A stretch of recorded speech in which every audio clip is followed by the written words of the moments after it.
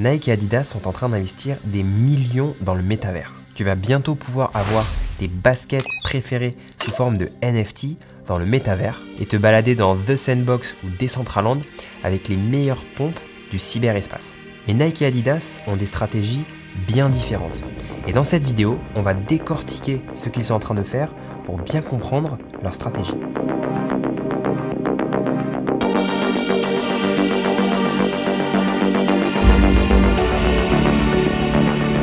Bienvenue sur CoinStation, moi c'est Léo, et tu dois le savoir maintenant, je ne suis pas conseiller financier. Donc tout ce que je vais dire dans cette vidéo, c'est à but purement éducatif. Si tu veux m'aider à faire grandir la chaîne, tu peux le faire en likant la vidéo et en t'abonnant à ma chaîne. Ça va aider l'algorithme de YouTube. Et sache que chaque commentaire est très important. Ça permet de créer une communauté bienveillante et unie. Le monde des crypto-monnaies, c'est pas toujours facile. Donc avec nos commentaires, on a la possibilité de s'entraider. Fin 2021, on a eu un énorme boom des métavers. Et je pense qu'en 2022, on va passer la deuxième vitesse et qu'on va aller encore plus loin.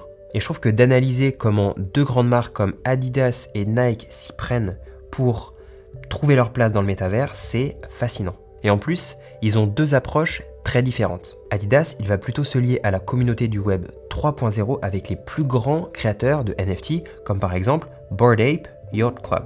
Nike, lui, il a préféré faire un partenariat avec une entreprise qui avait un peu plus d'ancienneté, qui est Roblox, et qui fait partie finalement des anciens métavers du Web 2.0. Mais plus récemment, Nike a fait l'acquisition de Artifact, qui est une entreprise qui crée des vêtements numériques qui est super connue. Pourquoi est-ce que cette distinction entre Web 2.0 et Web 3.0 est-elle importante pour la stratégie métavers des marques? Le Web 2.0, c'est l'Internet actuel. Il est centralisé et il est dominé par les GAFA, donc Google, Facebook, etc., qui possèdent et monétisent nos données.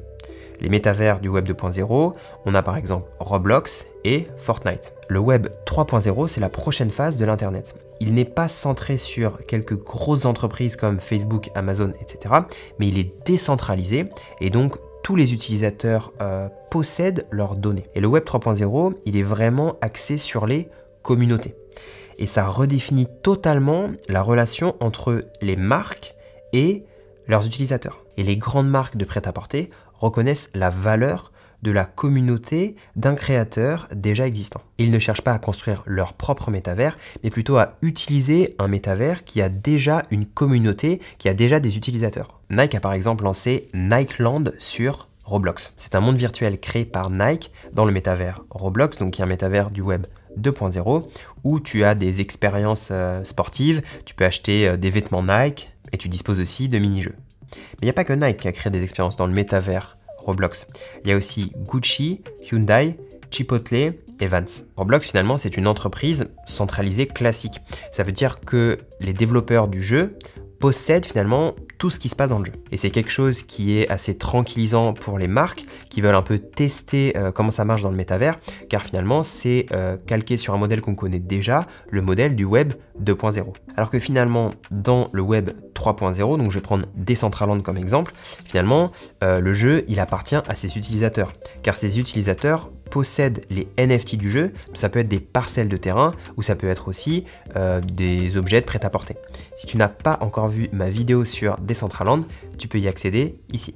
Pour que les marques puissent avoir un impact dans le métavers du web 3.0, il suffit pas juste de faire un partenariat avec le développeur du jeu, car en fait le développeur, voilà, il possède pas l'architecture du jeu.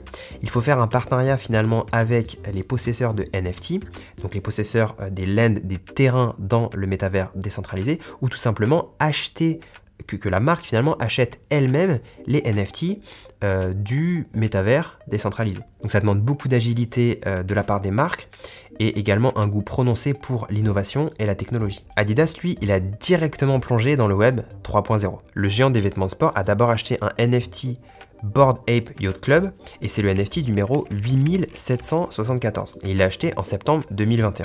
Bon ça, tout le monde peut le faire. Bien sûr, pas tout le monde, il faut être très fortuné, mais ce que je veux dire, c'est pas la peine d'être une très grosse entreprise pour acheter un NFT. Bored Ape Yacht Club, c'est la collection de NFT la plus connue au monde et elle a fait par exemple la couverture de Rolling Stone. Et chaque possesseur d'un NFT Bored Ape Yacht Club a des droits commerciaux.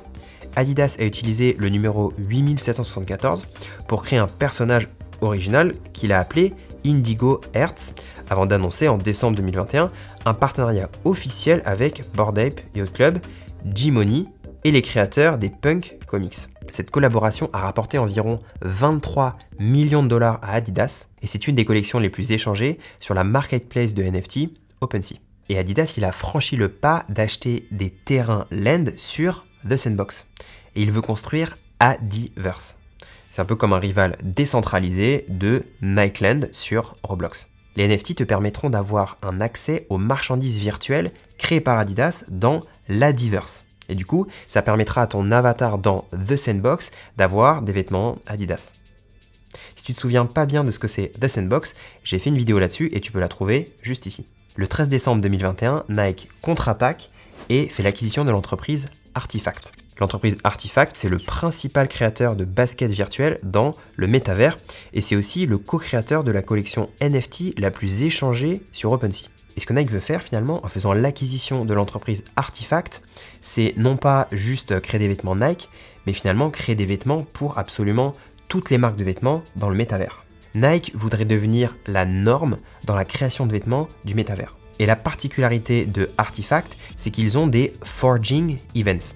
Et un forging event, ça veut dire que quand tu possèdes un NFT du monde virtuel, tu peux également avoir droit à une paire de baskets du monde réel. Donc il y a vraiment finalement ce miroir entre métavers et monde réel.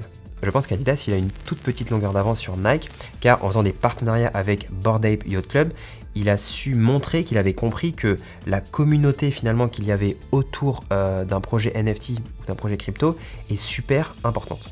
Et Adidas finalement, il s'est plongé très rapidement dans le web 3.0 en faisant l'acquisition notamment de parcelles de terrain sur The Sandbox.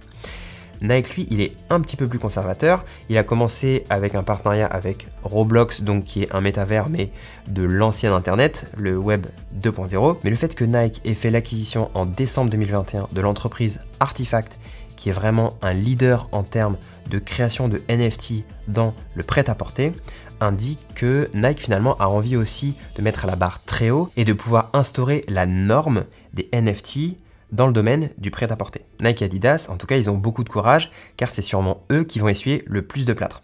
Mais en même temps, tous les risques qu'ils prennent, ça pourra payer énormément dans le futur. Et je pense que les autres entreprises, qui sont un peu plus petites, voilà, elles attendent tranquillement de voir ce qui se passe sur ces deux géants du prêt-à-porter pour finalement agir dans un second temps et se placer sur le métavers qui sera le moins risqué. Je vais sortir très prochainement un cours en ligne dont le thème sera « Quand acheter et vendre ses cryptos ». Dès qu'il sortira, le lien sera en description. Voilà, j'ai assez parlé, maintenant j'aimerais que tu me dises en commentaire ce que tu as le plus apprécié dans cette vidéo. Et sache que chaque commentaire est important pour moi car c'est une source de motivation et ça te permet aussi, grâce à ton commentaire, d'avoir une influence sur ce que je vais produire dans mes prochaines vidéos. Merci d'avoir regardé et à bientôt.